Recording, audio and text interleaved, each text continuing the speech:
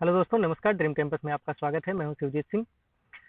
दोस्तों, जो हमारा एथिक्स का पहला टॉपिक था उसमें हम कुछ कॉन्सेप्ट्स पढ़ रहे थे, तो उसी को कंटिन्यू कर रहे हैं। जो दूसरा टॉपिक हमारा होगा ह्यूमन वैल्यू का होगा। मैंने पिछले लेक्चर में बोला था कि अगला लेक्चर ह्यूमन वैल्यू का होगा, लेकिन अभी जो है कुछ कॉन्सेप्ट्स और भी हैं जो देख लेते हैं। यहाँ से डायरेक्ट कोई कॉन्सेप्ट का नाम दे करके तो नहीं पूछता है, लेकिन हाँ, इसको आप अपने केस स्टडी में या फिर अपने आंसर की क्वालिटी को इन्हांस करने के लिए लिख सकते हैं।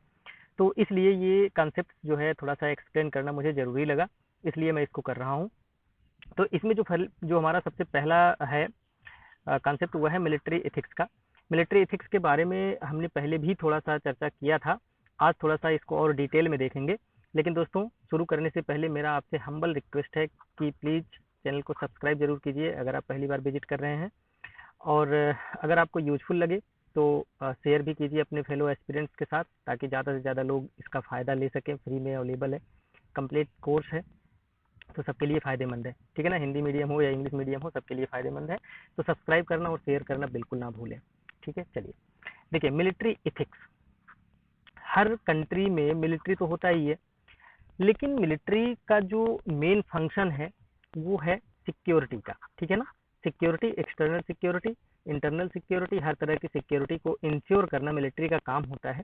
लेकिन दोस्तों, इसको कंडक्ट कैसे किया जाए, इसके लॉ क्या होने चाहिए, इसके प्रोसीजर्स क्या क्या होने चाहिए, हथियार कैसे कैसे होने चाहिए, हथियार का यूज कैसे करना चाहिए, ये सब चीजें सोचना, ये सब किसका सब्जेक्ट है? इथिक्स का, और जिसको हम बोलते हैं मिलिट्री एथिक्स। ठीक है ना, डेफिनेशन एक बार देख लेते हैं।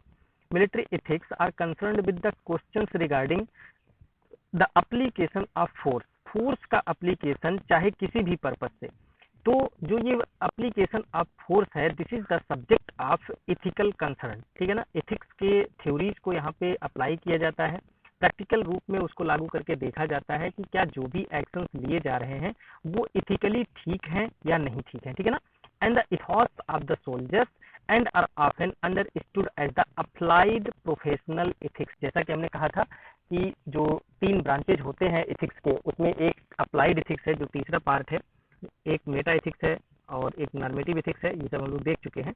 तो जो मिलिट्री एथिक्स है यह एक type of the applied professional ethics है। ठीक है ना, इसके जो मेन सब्जेक्ट्स होते हैं, जो कंसर्न होते हैं, उसमें क्या होता है? सबसे पहला, what should be the law of war. War के नियम क्या होने चाहिए। ठीक है ना, वार के नियम कानून क्या होने चाहिए, रेगुलेशंस क्या होने चाहिए, स्टैंडर्ड क्या होने चाहिए, ये सब उसका पहला जो क्वेश्चन होता है उसको वो इंक्वायर करता है। फिर उसके बाद justification for the initiation of military force.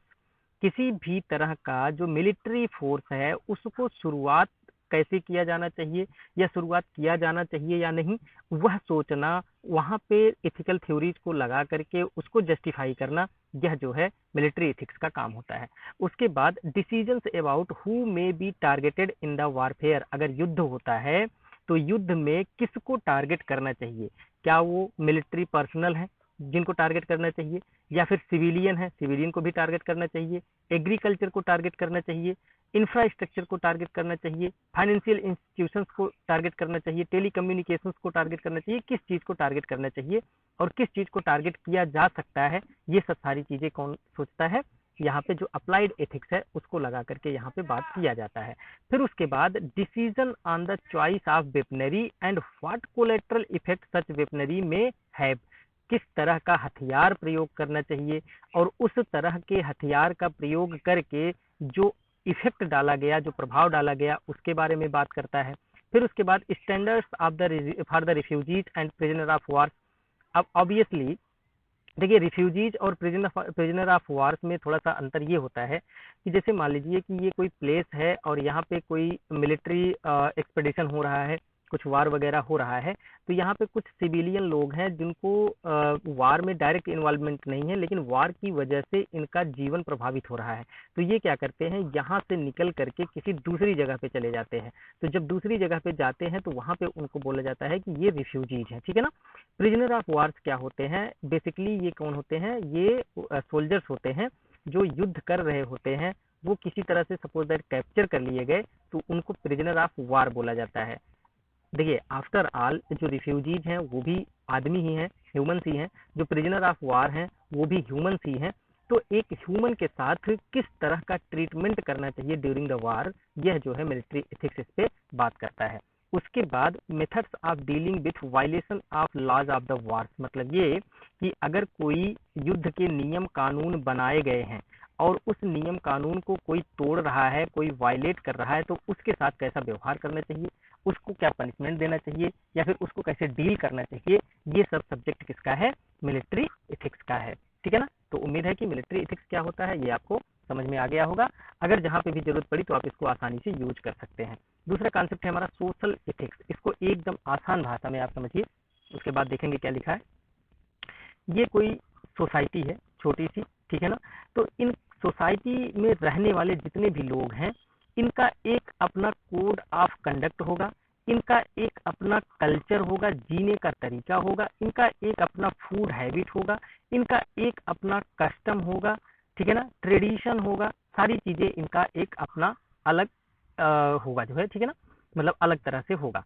और जो भी व्यक्ति इन सब सोशल नॉर्म्स के अकॉर्डिंग नहीं चल रहा है, उसको ये लोग कहेंगे कि ये अनएथिकल है, राइट। इसका मतलब ये कि जो सोशल एथिक्स है यह एक तरह से कोड ऑफ कंडक्ट है, या यूं कह लीजिए कि कंट्रोलिंग फैक्टर है। इस सोसाइटी में रहने वालों के लिए ये एक कंट्रोलिंग फैक्टर है, उनके बिहेवियर और कंडक्ट को कंट्रोल करता है, ठीक है ना। अब देखिए, social ethics are the philosophical or moral principles that in one way or another represent the collective experience of the people and the culture. जैसा कि हमने बात किया कि यह जो है एक कलेक्टिव कल्चर को प्रेजेंट करता है इस पूरे सोसाइटी का। इनका जो मेन थीम होता है, मेन सब्जेक्ट होता है, what is acceptable and what are not. इस समाज में अगर आप रह रहे हैं तो क्या चीजें एक्सेप्टेबल हैं, क्या चीजें एक्सेप्टेबल नहीं है, यह किसका काम है, यह सोशल एथिक्स बताएगा। उसके बाद केयर फॉर ऑल, अगर आप इसमें रह रहे हैं तो आप एक दूसरे का ख्याल रखेंगे। उसके बाद which are the appropriate behaviour, आपका अगर इस समाज में रह रहे हैं तो आपका इस समाज में क्या एप्रोप्रिएट बिहेवियर है, क्या होना चाहिए, यह सब सोशल एथिक्स कंसर्न करता है। फिर उसके बाद social ethics can also be referred to as the methodology of applying moral principles to social issues. जो सोशल इशूज है, जैसे उनका कोई कस्टम है, शादी विवाह है, कोई प्रोग्राम है, मेला है, कोई भी चीज है, तो उन सब चीजों में उस समय में सोसाइटी के लोग किस तरह से बिहेव करेंगे, उस चीज को अप्लाई करने का यह एक मेथडोलॉजी है, यह एक तरीका है, ठीक है ना। It provides code of conduct for the society, इसका हमने बात कर लिया। दूसरी बात ये कि यह जो है समय और स्पेस के साथ चेंज होता रहता है। किसी भी सोसाइटी का जो सोशल इथिक्स है वह समय के साथ चेंज होता रहता है। जैसे कुछ दिन पहले हमने देखा हमारे समाज में सती प्रथा थी, और जो सती प्रथा को नहीं मानता था उसको एक्सक्लूड कर दिया जाता था, उसको कहा जाता था कि ये अनएथिकल है, ठीक है ना। गे प्रचलन पहले एक्सेप्टेबल नहीं था लेकिन अभी एक्सेप्टेबल है, ठीक है ना। तो जो सोशल एथिक्स है ये समय के साथ क्या होता है, बदलता रहता है। तो उम्मीद है कि सोशल एथिक्स आपको समझ में आ गया होगा। सिंपली समझिए कि सोशल एथिक्स यह एक सोशल कोड ऑफ कंडक्ट है किसी भी सोसाइटी का, और यह डिसाइड करता है कि किस प्रकार का बिहेवियर आपका उस समाज में एक्सेप्टेबल है और किस तरह का बिहेवियर आपका एक्सेप्टेबल नहीं है, ठीक है ना। अगला, मोरल लक, ठीक है ना। Moral luck describe circumstances whereby a moral agent is assigned with moral blame or praise for an action or its consequences, even it is clear that said agent did not have full control over either the action or its consequences। इतना बड़ा जो कहानी है उसका simple सा मतलब ये है, कोई एक ऐसा व्यक्ति है, उसको इस बात के लिए या तो ब्लेम किया जा रहा है या तो प्रेज किया जा रहा है, मतलब तारीफ की जा रही है, जिसके लिए वह बहुत ज्यादा जरूरी नहीं है। सपोज दैट कि यह कोई व्यक्ति है और इसमें थोड़ा बहुत इसका कुछ रोल है, और मान लीजिए कि एक्शन 1 का रिजल्ट, सॉरी, इसका एक रिजल्ट 1 था, दूसरा रिजल्ट 2 था, ठीक है ना। इस रिजल्ट के लिए सपोज दैट कि उसको ब्लेम किया गया कि आप जो है गलत किए, और सपोज दैट कि उसका जो एक्शन था उसका पॉजिटिव अप्रोच था, मतलब कि पॉजिटिव इम्पैक्ट था, और इसके लिए उसकी तारीफ की गई जबकि यह सबको पता है कि इन दोनों कंडीशंस में या किसी भी कंडीशन एक कंडीशन में इस व्यक्ति का बहुत ज्यादा रोल नहीं था, ना तो एक्शन पे और ना ही रिजल्ट पे। ठीक है ना, मतलब आसान भाषा में कि कोई काम कर दिया गया, कोई काम हो गया है और उसके लिए किसी ऐसे व्यक्ति को ब्लेम किया जा रहा है या उसकी तारीफ की जा रही है जिसपे उसका फुल कंट्रोल नहीं था उस रिजल्ट पे। ठीक है ना। दूसरा, moral authority. Moral authority is the authority premised on the principles of fundamental truth which independent of the written or positive laws. मतलब ये कि सपोज दैट कोई नियम कानून है लेकिन उस नियम कानून को ध्यान में बहुत ज्यादा न रखते हुए केवल इस बात पे ध्यान देना कि क्या सत्य है, क्या ट्रूथ है, सत्य पे ही टिके रहना, इसको बोलते हैं मोरल अथॉरिटी। सपोज दैट कि आप कहीं फील्ड में काम कर रहे हैं और कहा जाता है कि आपका कानून कहता है कि आप एक्शन ए लेना है आपको, ठीक है ना, लेकिन आपको लगता है कि एक्शन ए अगर हम लेंगे तो यह गलत होगा, यह हमारी अंतर आत्मा इसको स्वीकार नहीं करेगी और यह सोसाइटी के लिए भी हार्मफुल है, तो आप जाएंगे एक्शन बी के लिए। तो इस समय का जो सिचुएशन है ये है मोरल अथॉरिटी कि आप जो है ट्रुथ पर टिके रहे और जो सत्य चीज थी उसको आपने किया। ठीक है ना, तो इसको बोलते हैं moral authority. As such moral authority necessitate the existence and of and adherence of the truth. हमेशा सत्य पर बने रहना, जो सत्य है वही करना, नियम कानून जो है उसको थोड़ा सा आप जो है दरकिनार करें। ठीक है, उसके बाद the principle of moral authority are immutable are unchangeable. Obviously जो सत्य है वो सत्य है, 2+2 अगर 4 है तो यह अनचेंजेबल है, ये कभी बदला नहीं जा सकता है। Thus, the moral authority is fundamental assumptions that guide our perceptions of the world. जो सत्य है, सत्य को मान के ही हम पूरे वर्ल्ड को, या इस तरह समझ लीजिए जिस सोसाइटी में है, जिस फील्ड में है, उस फील्ड का जो परसेप्शन है वह परसेप्शन हम जो है अपना बनाते हैं। जैसे आपकी कहीं पे पोस्टिंग हुई और आप गए बुक में पढ़ करके कि यह सोसाइटी जो है इस तरह की है और यहाँ पे ये ट्रेडिशन है, ये कस्टम है, यहाँ के लोग इस तरह से बिहेव करते हैं, लेकिन जब आप वहाँ पे गए तो आपने फील्ड पर कुछ अलग देखा जो कि बुक से बिल्कुल अलग है। ठीक है ना, तो जो सत्य आपने देखा उसी सत्य के अकॉर्डिंग ही, उसी सत्य के आधार पर ही इस समाज का जो परसेप्शन है, जो उसका एक इमेज है, वो आपके दिमाग में बनेगा। अगला जो कॉन्सेप्ट है वो है मोरल रिस्पॉन्सिबिलिटी का। मोरल रिस्पॉन्सिबिलिटी का सिंपल सा मतलब ये है दोस्तों कि अगर कोई व्यक्ति कोई काम किया है, ठीक है ना, कोई काम किया है तो उसके लिए अगर वह डिजर्व करता है कि उसको प्रेज किया जाए, उसकी तारीफ किया जाए, तो उसकी तारीफ करनी चाहिए। यह होता है मोरल रिस्पॉन्सिबिलिटी। अगर कोई समाज में कोई ऐसा व्यक्ति है जिसकी सपोज दैट कि कुछ इस सोसाइटी में कोई ऐसी घटना घट गई जिसमें इस समाज के सारे लोग लगे हुए हैं लेकिन कुछ विशेष कर नहीं पा रहे हैं, एक व्यक्ति ऐसा है जो इग्नोर्ड व्यक्ति है, इस तरह से एग्जाम्पल के रूप में ले लीजिए, उसको इग्नोर किया गया है, लेकिन फिर भी बहुत ज्यादा इस व्यक्ति का महत्व न होने के बावजूद भी इसने इस समाज के लिए उस काम को किया, तो इस समाज की यह मोरल रिस्पॉन्सिबिलिटी है कि वह इस व्यक्ति की तारीफ करे, सपोर्ट करे, उसके साथ रहे। ठीक है ना, और सिमिलरली इसके अपोजिट आप देख सकते हैं कि अगर कोई समाज में ऐसा व्यक्ति है जो कि बहुत ही प्रतिष्ठित है, बहुत ही इज्जत है गांव में, लेकिन वह कुछ ऐसा काम करता है जो कि इस सोसाइटी के लिए ठीक नहीं है, उसके डेवलपमेंट के लिए ठीक नहीं है, उसके कल्चर के लिए, ट्रेडिशन के लिए ठीक नहीं है, तो इस व्यक्ति का क्या ओहदा है, क्या पोजीशन है, उसको दरकिनार करते हुए इसको पनिशमेंट देना चाहिए। यह इस समाज की मोरल रिस्पॉन्सिबिलिटी है। मतलब डिजर्व जो चीज डिजर्व करता है उसको देना, यही मोरल रिस्पॉन्सिबिलिटी है। ठीक है ना, उम्मीद है ये तीनों कॉन्सेप्ट आपको समझ में आ गए होंगे। 3 छोटे छोटे कॉन्सेप्ट हैं। नॉन मोरल एक्शन किसे बोलेंगे? कोई भी ऐसा एक्शन जिसको एथिक्स में ना तो ब्लैक बोला गया है ना तो व्हाइट बोला गया है। मतलब कि ना तो ब्लैक का मतलब कि ना तो उसको रॉन्ग बोला गया है और व्हाइट का मतलब कि ना तो उसको राइट बोला गया है। ऐसा सारे एक्शन जो है क्या होंगे? नॉन मोरल एक्शन होंगे। इसका एग्जाम्पल है कि अगर कोई ग्रे एरिया, सॉरी, इसका एग्जाम्पल है कोई अगर साइंटिफिक फैक्ट पे काम कर रहा है जिसको हम ग्रे एरिया भी बोलते हैं, तो वह होगा नॉन मोरल एक्शन। ठीक है ना, उम्मीद है कि आपको समझ में आ गया होगा। इमोरल एक्शन, ऑब्वियसली अगर आप कोड ऑफ एथिक्स को वायलेट करके कोई काम कर रहे हैं वह इमोरल एक्शन होगा। ये आपको समझ में आ जाएगा। एमोरल एक्शन क्या होता है? ऐसा एक्शन जिसको एक्ट करने वाला व्यक्ति, वह एक्शन को इनिशिएट करने वाला व्यक्ति, वह प्रोसेस, वह काम करने वाला व्यक्ति जानता ही नहीं है कि क्या इथिकल है, क्या अनइथिकल है, या फिर क्या गलत है, क्या सही है, उसको पता ही नहीं है। अगर ऐसे एजेंट के द्वारा कोई एक्शन लिया जा रहा है, कोई एक्शन किया जा रहा है, तो उसको बोलते हैं एमोरल एक्शन। सपोज दैट कि कोई एक बच्चा है, वह कोई ऐसा काम करता है जो कि समाज में अनइथिकल है, लेकिन उसको, उस बच्चे को क्या पता कि वो अनइथिकल है, ठीक है ना। तो ऐसे एक्शन को हम बोलते हैं एमोरल एक्शन। उम्मीद है कि ये समझ में आ गया होगा। आप जो है इन तीनों कॉन्सेप्ट का केस स्टडी में बहुत ही अच्छे तरीके से यूज कर सकते हैं। केस स्टडी जब हम डिस्कस करेंगे तो वहाँ पे एक दो बार हम इस बात की चर्चा भी करेंगे कि इन सब शब्द का, इन सब वर्ड्स का कहाँ पे यूज करना है, ठीक है ना। अगला जो कॉन्सेप्ट है वो है पर्सनल इथिकल पॉलिसी।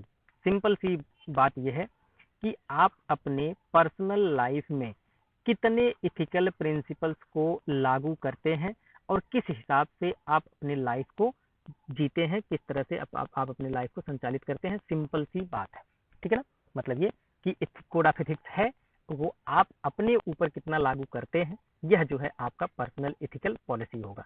आपकी खुद की पॉलिसी, आपकी पर्सनल पॉलिसी। ओके।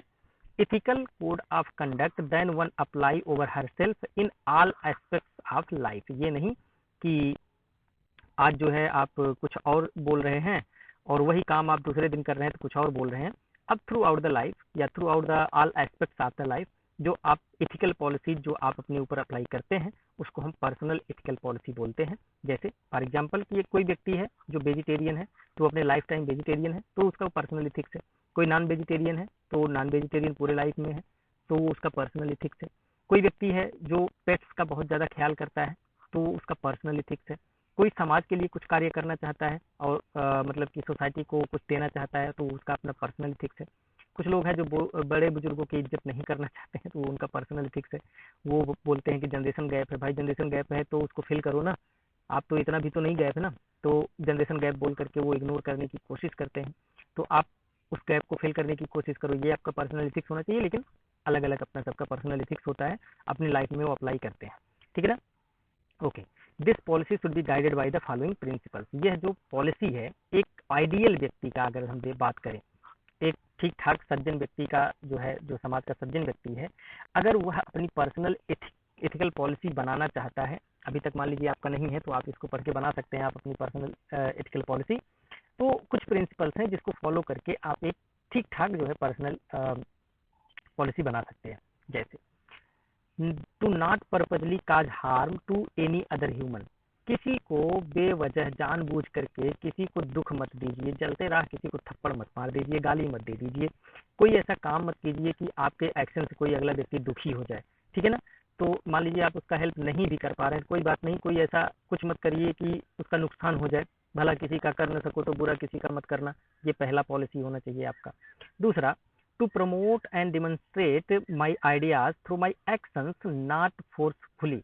अगर आपको लगता है कि इस सोसाइटी में जो भी चीज़ें हैं, जो आइडियाज हैं वो थोड़ी ठीक नहीं है और आपके पास आइडियाज हैं जो इस समाज को बेहतर कर सकते हैं, तो आप अपने आइडियाज को अपने एक्शन के थ्रू साबित करिए कि जो आज आपकी जो आइडियाज हैं वो थोड़े ठीक नहीं हैं।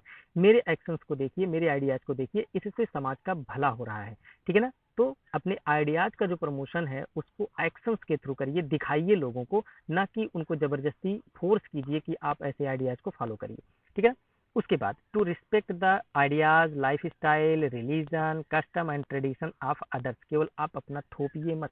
जो समाज में और लोगों के आइडियाज हैं, लाइफ स्टाइल हैं, उनके धर्म हैं, उनके कस्टम्स हैं, उनके ट्रेडिशंस हैं, आप उनका भी सम्मान कीजिए, उनके साथ मिल करके रहिए। फिर उसके बाद to abide by the rules, code of conduct, law of the community around me as long as they are not in conflict with higher principles। आप उस सोसाइटी के जो नियम कानून है, जो कोड ऑफ कंडक्ट है, जो लॉ है, उसको जो है फॉलो करिए, लेकिन अंध भक्तों की तरह फॉलो मत कीजिए। उसको उस हद तक फॉलो कीजिए कि उससे हायर प्रिंसिपल जो है वो कोई वायलेट ना हो, ठीक है ना।